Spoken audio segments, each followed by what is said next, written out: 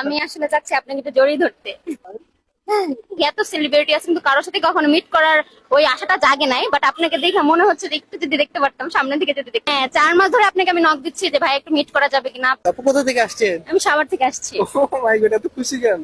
আপনার সাথে দেখা করার জন্য। আপনার ভিডিও দেখে অনেক ভালো লাগে। আমি 4 মাস যাবত আপনাকে নক করতেছি যে আপনার সাথে আমি মিট করবো, কিন্তু কোনো মানে আপনার কোনো রিপ্লাই পাচ্ছি না। আচ্ছা, তো অবশেষে পাওয়া গেল, তারপর আসলাম। আপনি অনেক সুন্দর, অনেক কিউট সব দিক থেকে। আপনি স্মাইল আরো বেশি বেশি কিউট, বাস্তবে বেশি সুন্দর, ভিডিওর থেকে বেশি সুন্দর। ক্রাশ খেয়েছেন? সেটা কি বলতে হবে, সেটা তো এমনিতে বুঝে নিতে হয় যে আসলে এমন কোনো মেয়ে নাই যে আপনাকে দেখে ক্রাশ খাবে না। আমি তো মানে সেটা কি ভিডিওতে নাকি সরাসরি? সরাসরি আরো বেশি, ভিডিও থেকে তো খাইছি, এখন সরাসরি এসে তো শেষ। শেষ কেন? আপনাকে দেখেই তো ফিদা হয়ে গেছে, এটা আসলে বলে বুঝাইতে পারবো না যে আমি কত খুশি। তারপরে অবশ্যই মানে ওই যে বলে না যে ধৈর্যের ফল মিষ্টি হয়, সেটা আসলে বুঝতে পারলাম।